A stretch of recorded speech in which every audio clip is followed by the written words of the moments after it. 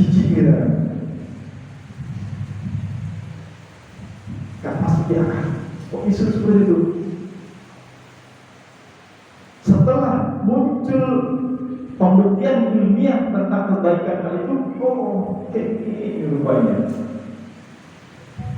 Tapi tentu saja ketika kita mengamalkan ilmu yang baru dibuktikan secara ilmiah, baru mau kita terapkan, itu juga sesuatu yang salah.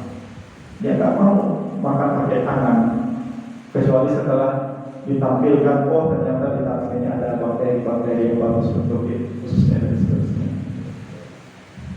Dia nggak mau minum kecuali dengan berdiri, seperti di iklan-iklan, minum sampai berdiri, oh keren.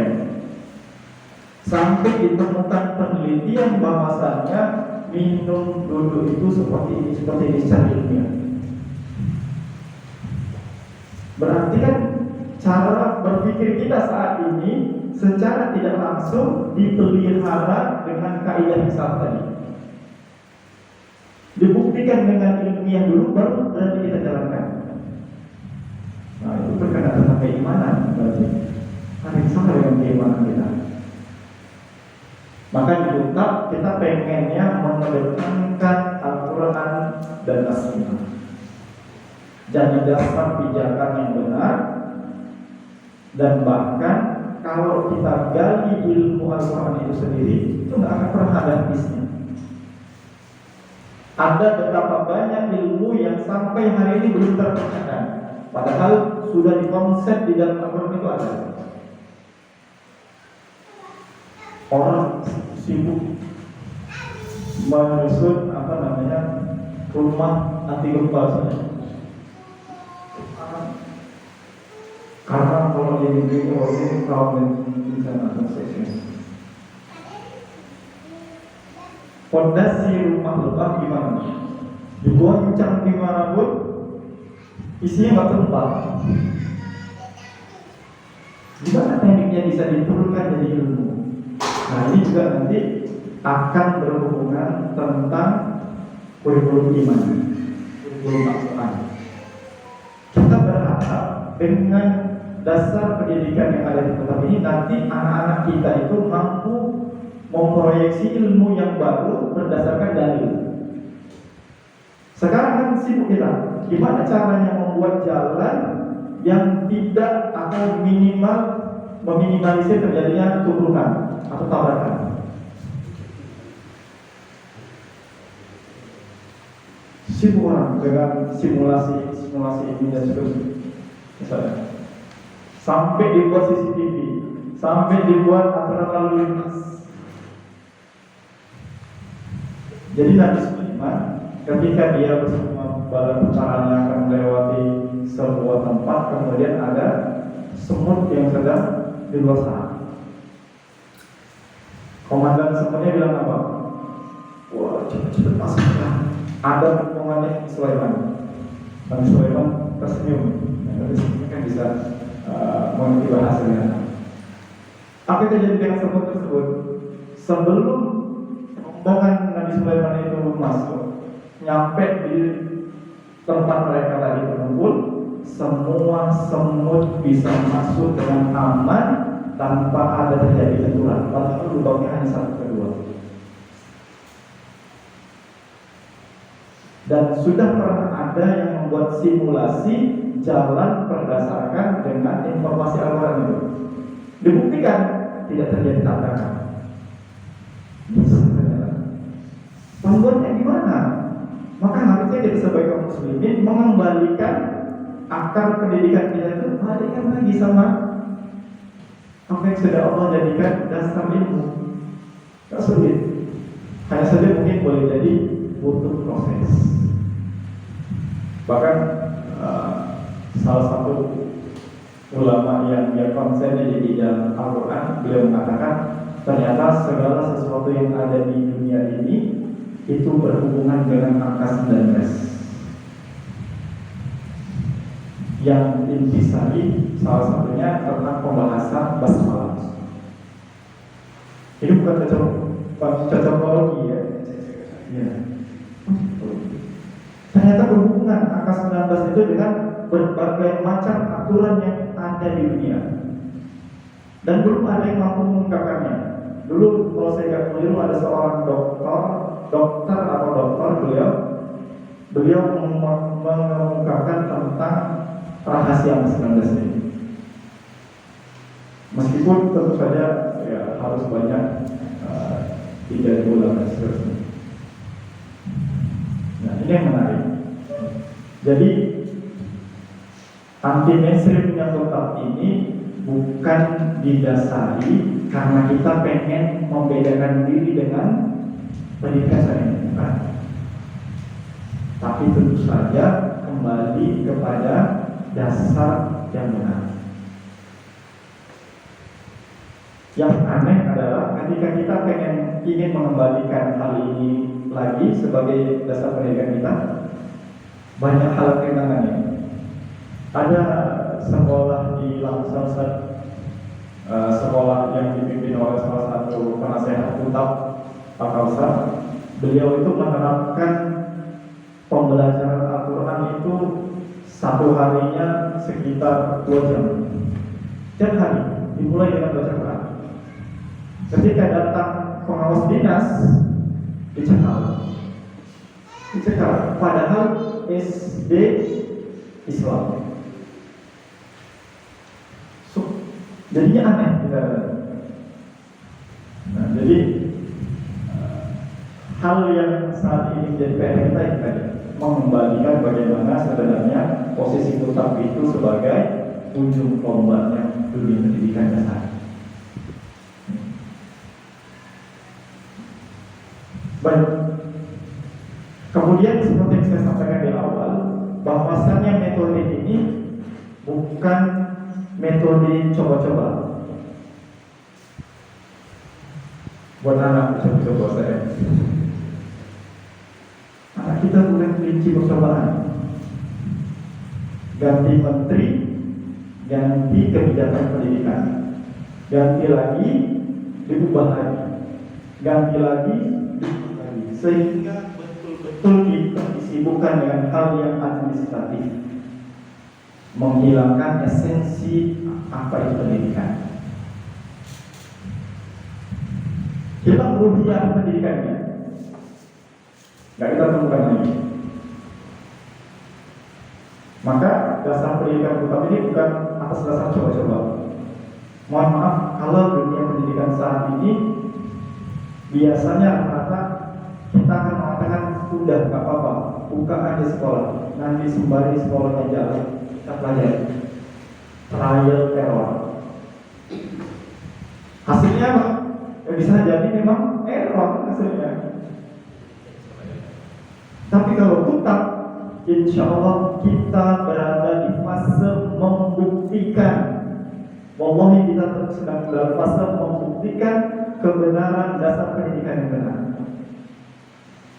Ada hal yang menarik ketika murid kami itu sudah pada level konuni. Ini konuni Ustaz-Ustazah, level di mana anak-anak sudah mulai paham tentang aturan-aturan. Namanya konun Ustaz ya. Sesuai dengan namanya konun. Ya. Jadi pernah anak-anak itu diskusi, saya ajak diskusi dan tentu saja mengajak anak untuk berdiskusi dalam bab keimanan. Ini salah satu metode Rasulullah dalam mendidik kaum muslimin. Nanti Ustaz bisa membaca di kitab Ar-Rasul Al-Mu'adi. Ini buku panduan penting untuk kita ketahui. Ar-Rasul Al-Mu'adi. Ya, dan sudah banyak terjemahannya. Ya, Ustaz bisa nanti minta kepada Ustaz Nuryadi untuk dibedah kitabnya, kemudian diturunkan menjadi metode pengajaran kita. Itu pegangan kuat. Dan kami dulu ketika pelatihan hal ini disampaikan tentang bagaimana di kitab itu dijelaskan tentang ciri-ciri fisik Rasulullah, tentang keseharian dan seterusnya. Intinya tentang keteladanan Rasulullah. Yang kedua baru masuk metode Rasulullah mengajar. Itu termasuk tadi ada diskusi. Makanya di Utab ada istilahnya dialog iman. Ajak ngomong. Jadi pernah tadi kembali ke yang saya sampaikan, santri koloni kami itu pernah saya ajukan ke sebuah pertanyaan yang mengarah tentang kisah Nabi Ismail alaihissalam. Kemudian ketika itu saya tanya, menurut kalian kalau tiba-tiba orang tua kita bilang, nak, sini nak, tadi malam Umi atau Abi mimpi loh. Nanti siapa nih? Abi atau Umi harus menyembelih kamu. Mana menurut pendapat kamu? Wah, di awal jawaban beragam. Saya tak mau maling. Kenapa Pak? Jawabannya sama. Saya takut maling. Satu. Ada jawaban kedua, saya mau maling. Kenapa mau? Biar saya tetap taat, biar saya tidak durhaka sama orang tua saya. Masya Allah. Dia tetap harus sembelih supaya tidak dikatakan anak durhaka. Dan yang paling saya harapkan jawabannya ada di jawaban yang ketiga. Saya nggak mau maling. Loh, kenapa? Kayaknya maling. Nggak mungkin mama saya mimpi seperti itu maling. Loh, kenapa nggak mungkin? Saya bilang, Nabi itu jadi mukjizat besar. Mimpi Nabi menjadi harus istilahnya apa? Menjadi syariat. Kenapa kamu tak mau? Iya, kayaknya mama saya itu nggak mungkin mimpi seperti itu maling. Kenapa? Kan mama saya atau bapak saya bukan Nabi maling. Artinya dia sudah paham, sudah bisa memainkan pikirannya untuk membedakan mana yang benar, mana yang salah. Otomatis kalau mimpi itu memang terjadi, itu bukan syariat. Saya tak mau, karena itu bukan syariat. Mimpi itu boleh jadi dari syaitan, mimpi buruk dari setan. Ditolak sama dia. Artinya dia sudah bisa membedakan mana baik, mana buruk. Kapan? Ternyata di usia 9-10 tahun, kelas bertiga. Di situ saya baru mulai tersentak.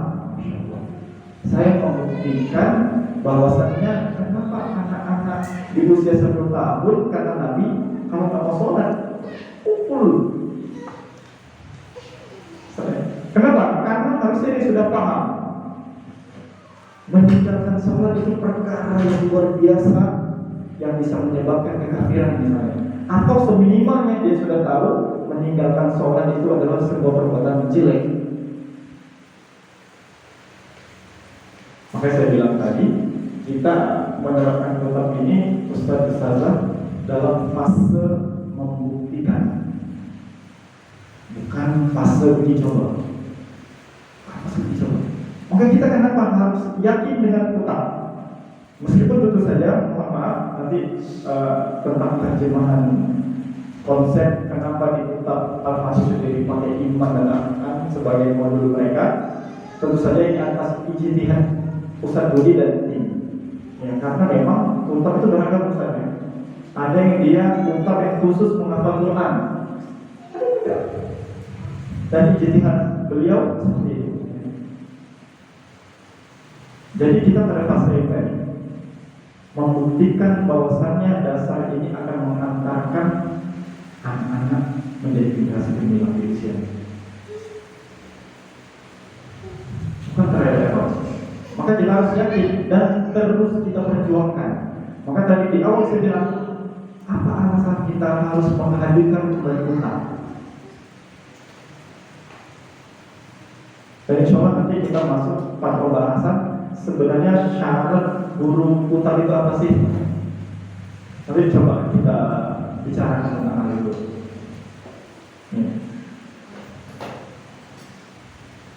Pembuktiannya sebenarnya apa? Apakah untuk bangga-banggaan? Apakah kita nanti akan katakan kepada orang kafir, nah tengok imam yang benar kan? Kok itu? Tapi cita-cita besar Kuttab adalah mengembalikan peradaban Islam menjadi peradaban yang pada korupsi.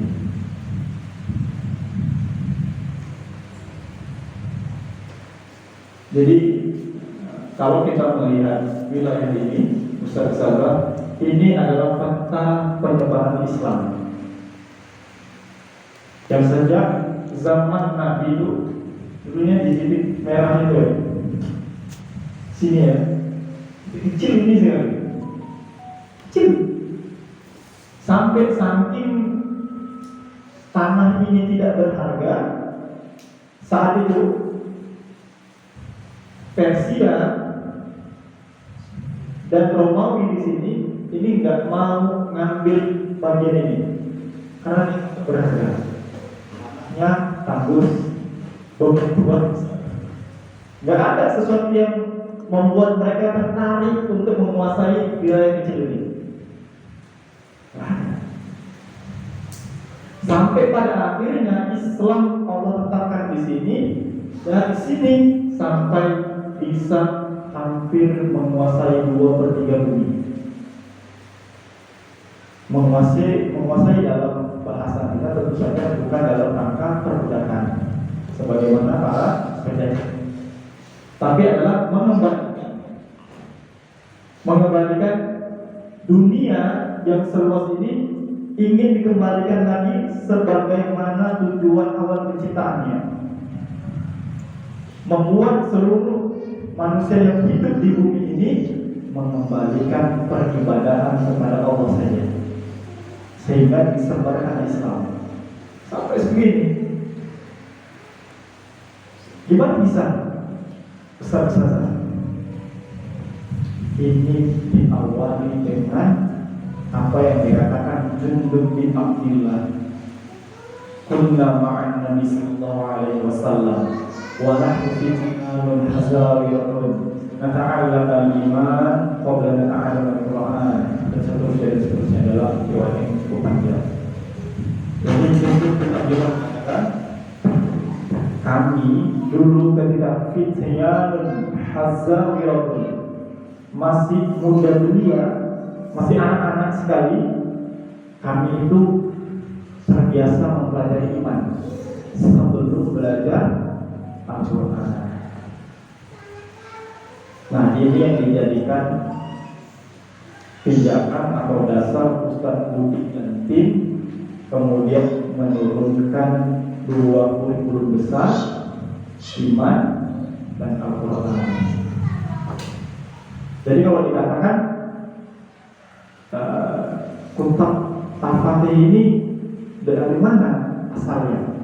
Karena mohon maaf, sampai saat ini dunia pendidikan yang bahkan latar belakangnya Muslim mulai mencurigai Kuttab.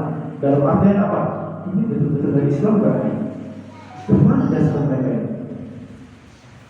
Mohon maaf, bahkan di sebagian tempat pendirian Kuttab Al-Fatih, tempatnya langsung yang mencurigai. Alhamdulillah. Mohon maaf, dianggap seperti ini, jangan-jangan ada misi-misi tertentu ini.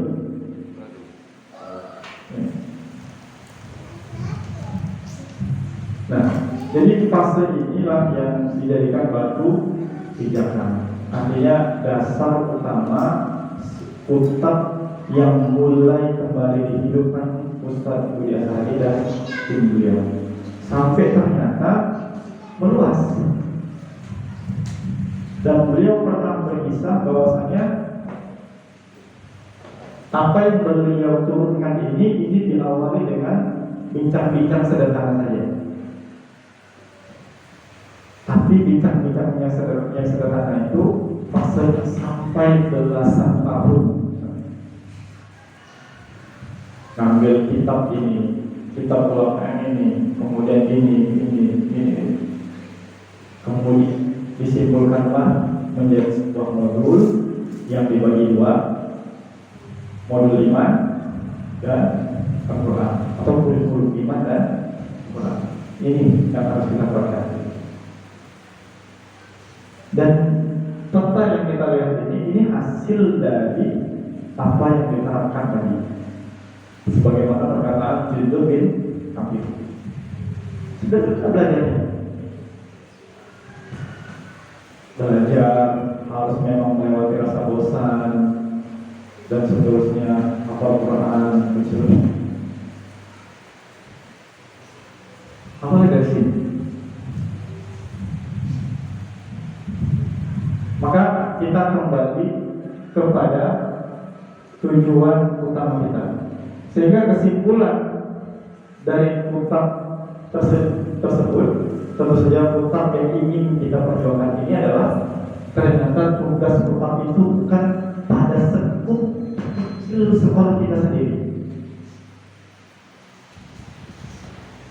tapi tugas kitab itu sebumi. Artinya kita ingin mengembalikan kejayaan yang sebelumnya pernah kita dapatkan. Fungsinya memakmurkan kembali bumi.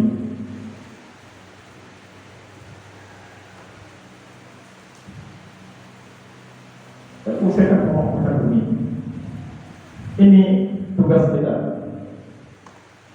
Jadi kalau bumi sudah makmur, bahkan ada seorang ketika kaum muslimin menguasai Hagia Sophia, mereka jaga Hagia Sophia sampai hari ini. Harusnya kita bersyukur, dia bilang.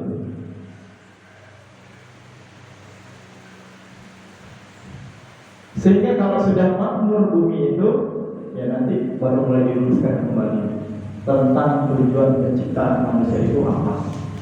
Sebagai khalifah bumi itu sebenarnya gimana? Maka tugas yang seperti ini, Ustaz, ini setupnya tidak terbatas kepada sekolah kita saja. Mohon maaf, kalau kita masih berpikir tujuan kitab itu adalah membuat sekolah kita menjadi terkenal, ya mohon maaf, supaya ini kitab ini kan, oh ini gurunya ini, untuk menaikkan citra sekolah kita, yayasan kita, atau jamaah yang sedang kita pimpin misalnya, itu kecil sekali besar. Bukan itu yang diinginkan kita, tapi ada visi besarnya, sebumi misalnya. Jadi kalau murid-murid kita pada akhirnya memberikan sumbangsi yang terbesar, kita nggak cuma, wah itu kan murid kami itu. Dulu kan simpulan ini kan, bukan apa itu. Maka balik lagi ke pembukaan Ustaz tadi di awal. Ikhlas tidak kita mendidik mereka. Kalau kita dari awal tidak ikhlas, wallahi boleh jadi yang kita jalankan meskipun menggunakan metode kitab sendiri, itu nggak akan memberikan sumbangsi apa-apa. Makanya kenapa ruhiyah kita sebagai guru ini penting, Ustaz,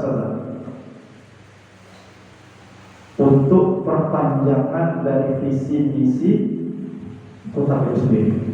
Saya mohon maaf, saya juga termasuk yang pernah terjebak pada kepentingan sekolah. Artinya begini, di awal ketika saya dan kawan-kawan ingin menghadirkan kitab Al-Fatih di Medan, kami berpikir, wah nanti kalau kitab Al-Fatih di Medan gampang kita sosialisasi, tanya ilmunya segala macam.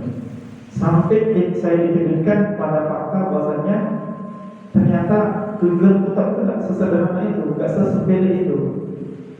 Apa artinya kalau sekolah kita terkenal dengan iming-iming menggunakan kurikulum kitab, pada akhirnya hanya membuat sekolahnya menjadi kecil?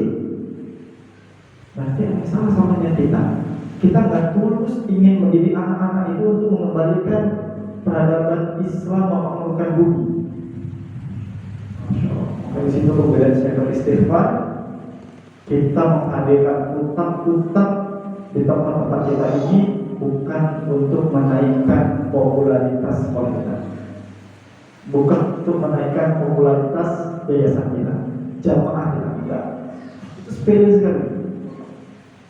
Bahkan tadi seperti di awal saya bilang, salah niat harusnya bernilai buah yang besar sama Allah yang haruskan. Ada apa-apanya. Maka kita harus tahu kita yang ikut ini sebenarnya mau ngapain sih, sehingga kita lebih semangat untuk belajar, semangat untuk mengupgrade diri kita. Nah ini juga nanti yang berhubungan tentang tugas kepemimpinan kepala utang atau PJ utang, dan guru-guru juga tentunya upgrade ilmu, rajin membaca. Ayat pertama yang turun surah Al-Alaq ayat di awal langsung Allah katakan iqra, baca. Nanti insya Allah akan kita bahas di bab kurikulum.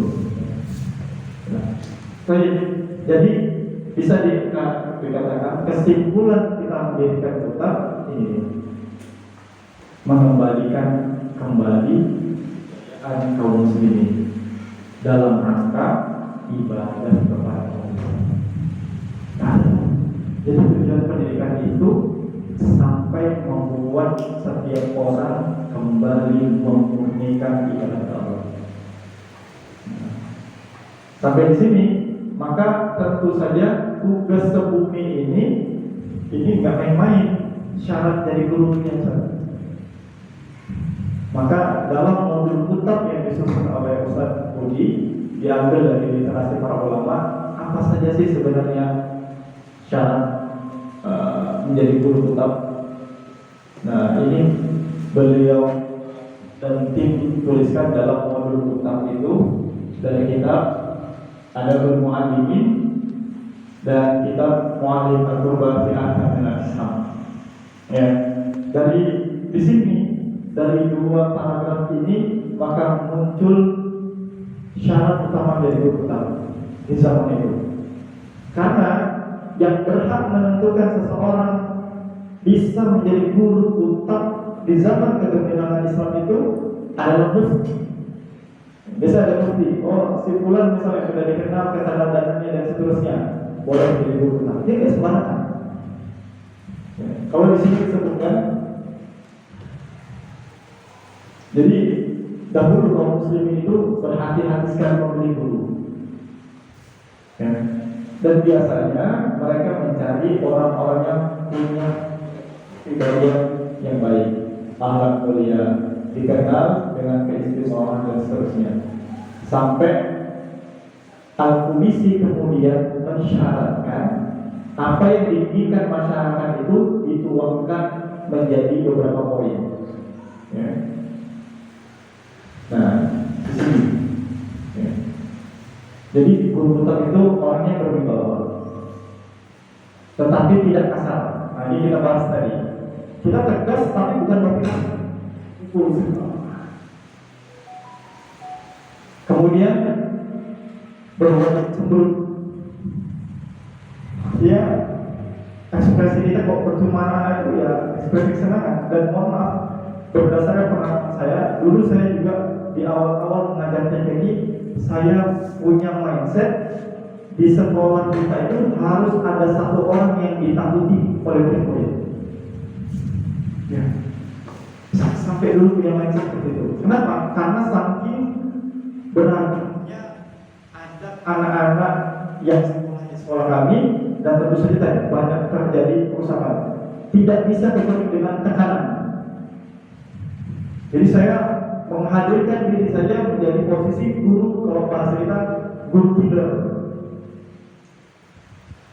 Mungkin kalau sudah dibilang kamu dipanggil mu'allim ilham, langsung pikirannya ini saya pasti masalah.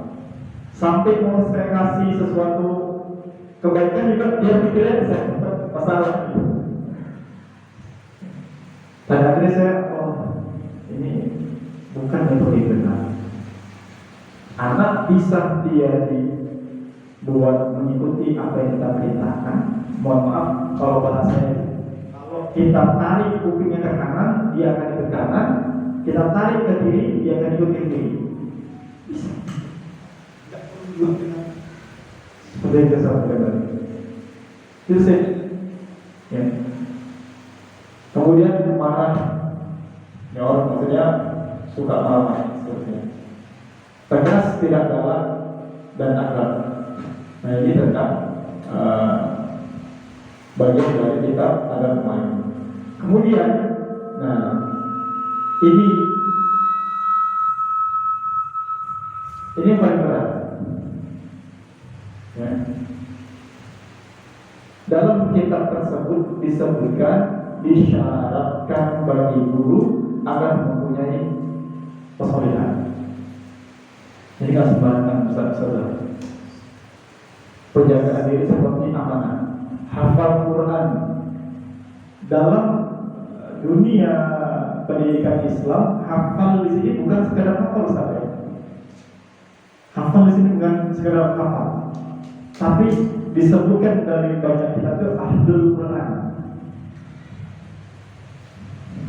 Artinya dia bukan sekedar hafal, tapi wawasan tentang Al-Qurannya luas, tafsirnya bagus, bahasanya bagus untuk mengupas makna. Maka sampai dikatakan ulama itu orang yang paling lambat khatam baca Quran. Kalau kita bisa satu hari itu Quran, ulama itu lambat sekali. Kenapa? Kalau mereka baca, nggak sekedar baca, tapi dicari apa hikmahnya ya. Terhati di situ, dicari. Dan ini berkenaan tentang hafalan. Seseorang tidak akan bisa membedah suatu kaidah ilmu, tidak bisa menelurkan poin-poin kebaikan dari sebuah ilmu kalau dia tidak bisa menganalisa ilmu. Kan repot kalau kita ingin menganalisa, buka kitabnya dulu, buka kitabnya dulu. Mana dalilnya ini? Al-Quran surah. Tapi kalau sudah terhafal, dia tinggal diacaknya, poinnya jadi terpoin ini, sehingga dia bisa menelurkan kebaikan dalam maknanya. Nah, kemudian berhimpun dan lebih diutamakan lagi yang sudah berkeluarga atau menikah.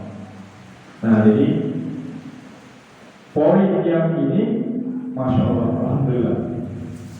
Kalau itu sudah menikah saya, masya Allah.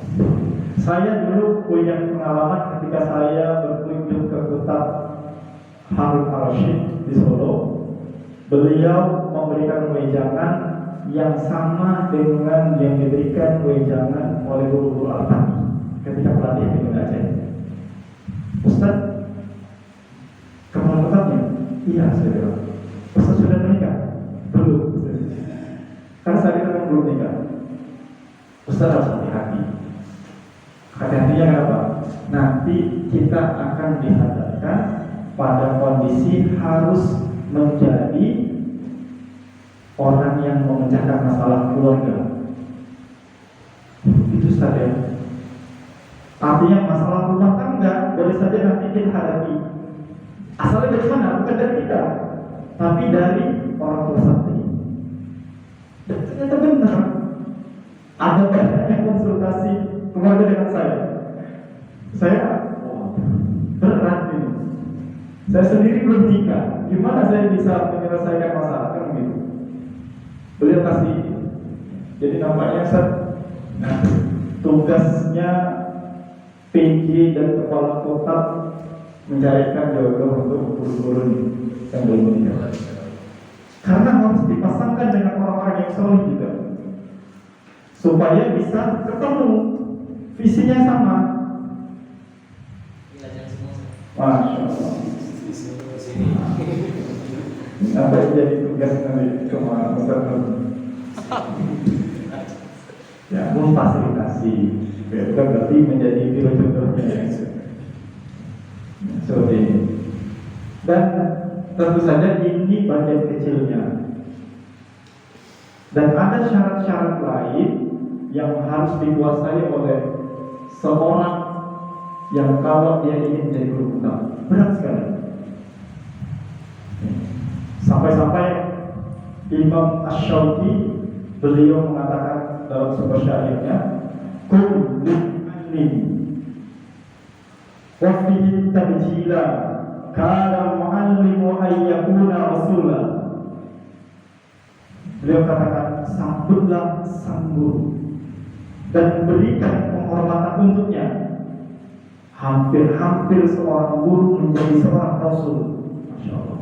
Ini dulu yang saya perhatikan.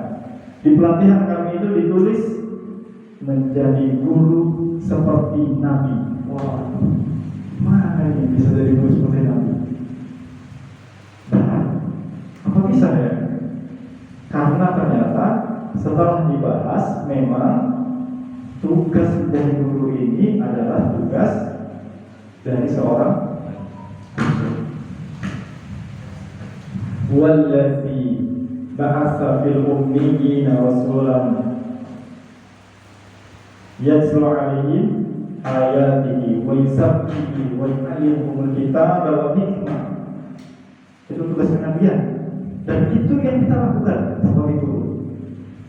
Coba nanti akan kita bedah di model 5 sampai dikatakan hampir-hampir seorang guru itu jadi rasul. Jadi gimana kalau kapasitas kita nggak terpenuhi? Minimal yang tadi, masalah hafal Quran, tidak perlu. Saya seperti ini seperti itu, nggak bisa saya jadi guru pertama. Maka apa solusinya? Standar yang tinggi ini karena melihat diri kita dan situasi kita yang saat ini memang kalau disetarakan dengan kondisi awal, utang tidak akan muncul.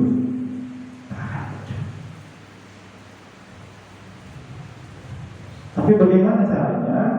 Maka seperti saya katakan, kita wajib mengupgrade diri kita sendiri. Dan itulah yang nanti menjadi tugas dari balik register, termasuk tugasnya Pak Duta, fasilitator, edukator yang dicoba kita bahas di sana. Update terus. Saya dulu iman, kayaknya kalau Al-Quran biasa-biasa aja. Tapi saya kayak benar nggak mau belajar tasik lagi misalnya.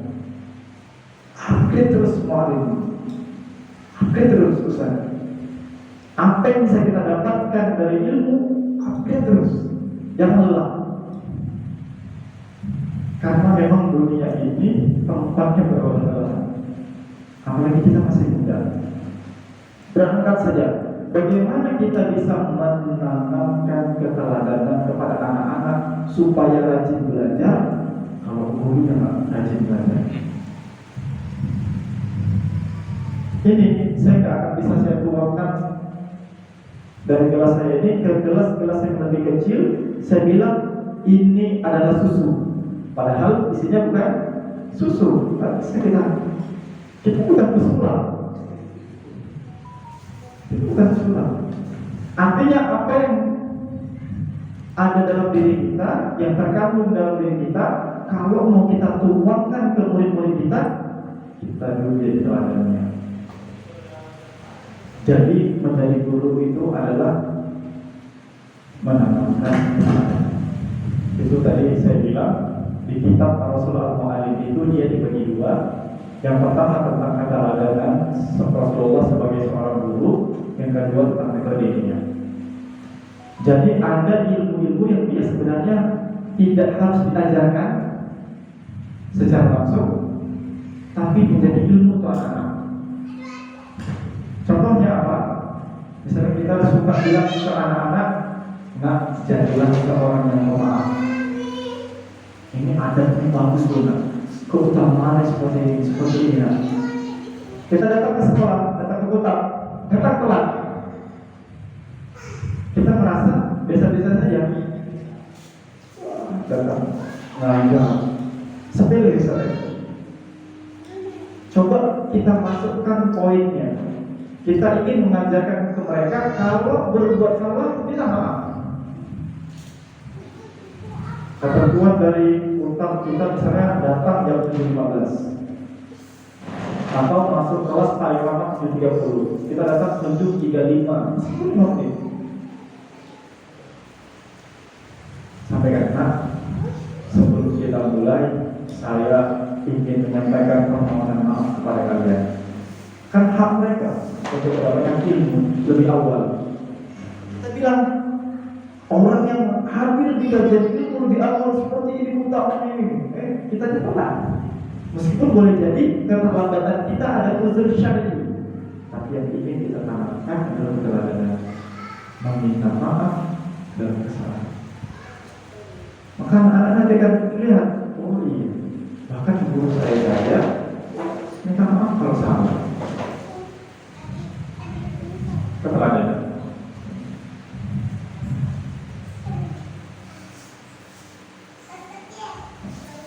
Masya Allah.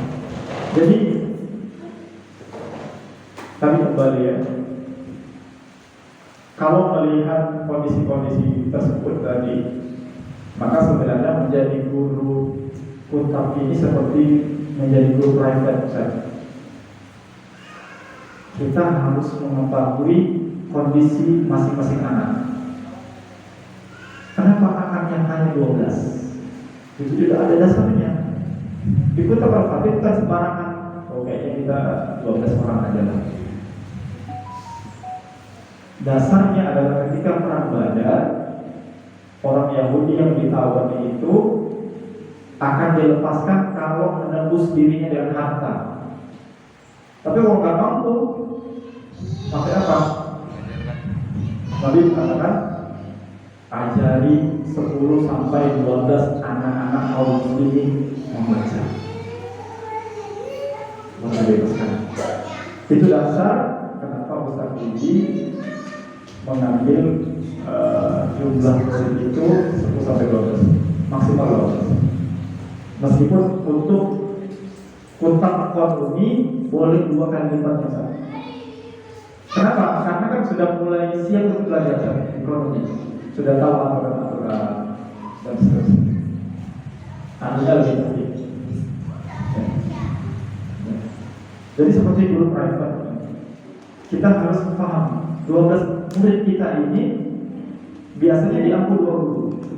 Yang seyogianya harusnya 1 guru saja cukup.